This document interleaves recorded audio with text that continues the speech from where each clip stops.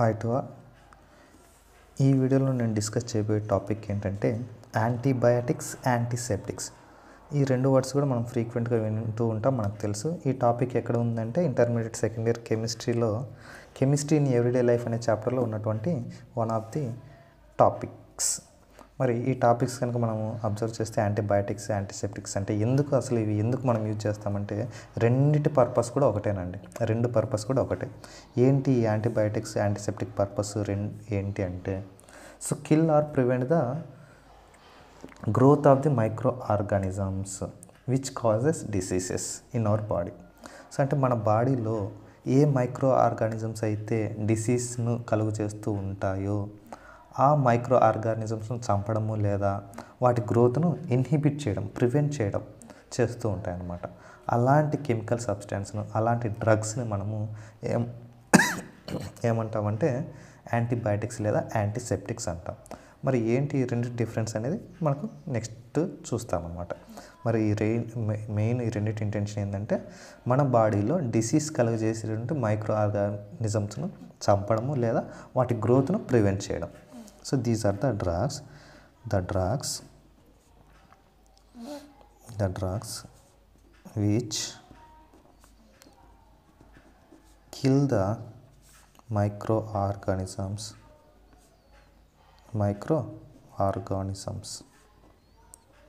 or prevent the growth of the microorganisms.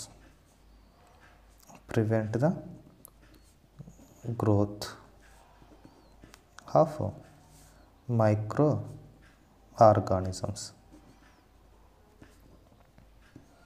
So which causes diseases, ఏవైతే డిసీజ్ని కలుగజేస్తాయో, which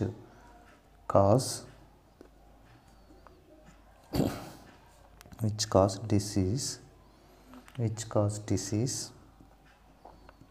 in body.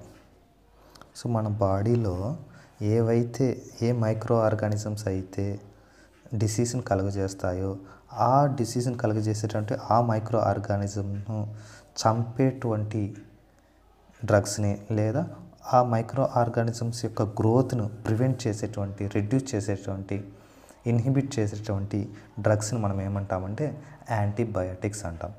Same డెఫినేషనే antiseptics కూడా, antiseptics కూడా. అంటే నువ్వు యాంటీబయాటిక్స్ నేర్చుకున్నావు అంటే యాంటీసెప్టిక్స్ నీకు వచ్చేసినట్టు. సో సేమ్ డెఫినేషన్ ఇక్కడ రాస్తాను చూడండి. యాంటీసెప్టిక్స్ అన్నా కూడా the drugs which kill the microorganisms or prevent the growth of the microorganisms which cause disease in our body. So మన బాడీలో డిసీజ్ని కలుగజేసేటువంటి మైక్రో ఆర్గానిజమ్స్ను చంపేటువంటి డ్రగ్స్ని మనం యాంటీసెప్టిక్స్ అంటాం, వాటిని యాంటీబయాటిక్స్ అంటాం. మరి రెండు సేమే అయినప్పుడు రెండింటికి వేరు వేరు పేర్లు ఎందుకు అంటే that is the main reason here. So main reason ఏంటంటే ఈ కెమికల్ కాంపౌండ్సే but these are prepared from micro organisms. So ఏ మైక్రో ఆర్గానిజమ్స్ అయితే మనం చంపడానికి వీటిని యూజ్ చేస్తామన్నామో అదే మైక్రో ఆర్గానిజమ్స్ నుంచే, ఆ కేటగిరీ నుంచే, ఆ మైక్రో ఆర్గానిజమ్స్ నుంచే మనము ఈ డ్రగ్స్ని ప్రిపేర్ చేస్తున్నాం అనమాట. So that is the difference. మరి ఇక్కడ యాంటీసెప్టిక్ చూస్తే ఈ డ్రగ్స్ని మనము ఓన్లీ ప్యూర్ కెమికల్స్తోనే ప్రిపేర్ చేస్తాం. కానీ ఇక్కడ కెమికల్స్తో పాటు మైక్రో ఆర్గానిజమ్స్ని కూడా మనము యూజ్ చేస్తున్నాం అనమాట.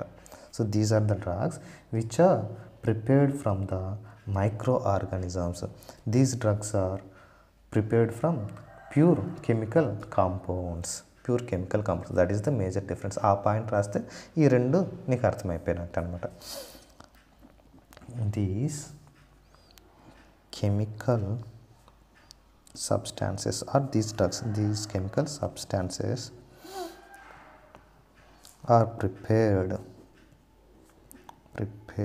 From microorganisms.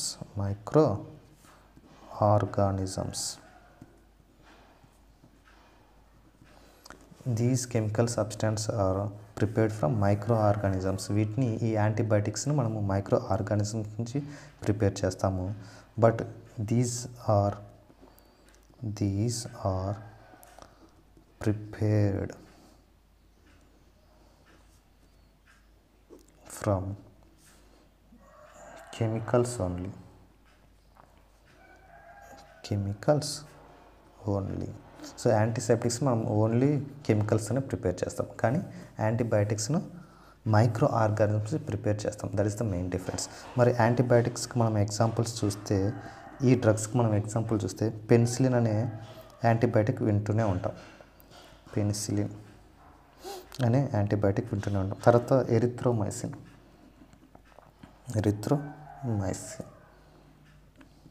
సో ఈ రెండు యాంటీబయాటిక్స్ కూడా మనము చాలా ఫేమస్ అనమాట. వీటిని ఎక్కువగా చాలాసార్లు వింటూనే ఉన్నాం మనం.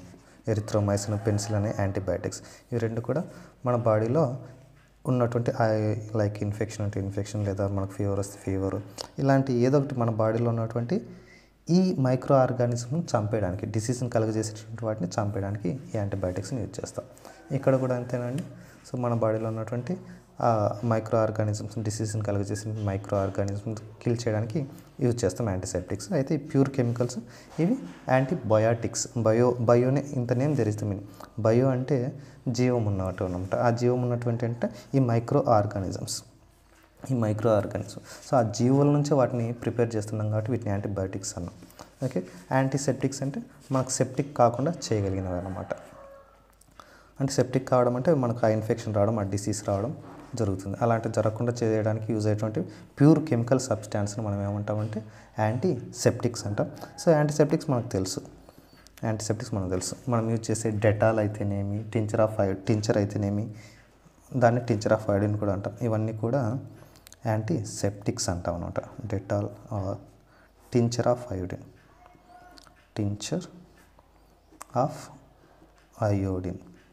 సో డెటాల్ అయినా కానీ, టించర్ ఆఫ్ అయోడిన్ అయినా కానీ, ఇవి రెండు కూడా యాంటీసెప్టిక్స్, ప్యూర్ కెమికల్ సబ్స్టెన్స్ అనమాట.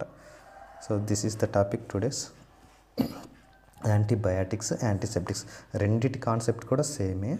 అయితే వీటిని మైక్రో ఆర్గానిజమ్స్ని ప్రిపేర్ చేస్తాము, యాంటీబయాటిక్స్ని, యాంటీసెప్టిక్స్ని ప్యూర్ కెమికల్స్ నుంచి ప్రిపేర్ చేస్తాం. That is the main difference. ఎగ్జాంపుల్గా penicillin, erythromycin, Dettol, tincture of iodine, ఈ కెమికల్స్ని ఎగ్జాంపుల్స్ మీరు ఒకసారి గూగుల్ అయిన చేసి చెక్ చేయొచ్చు అనమాట, ఇవి ఏంటివి అని చెప్పేసి. సో ఈరోజు క్లాస్ అర్థమైందని అనుకుంటున్నాను. ఒకసారి screen record or screen shots తీసుకోండి.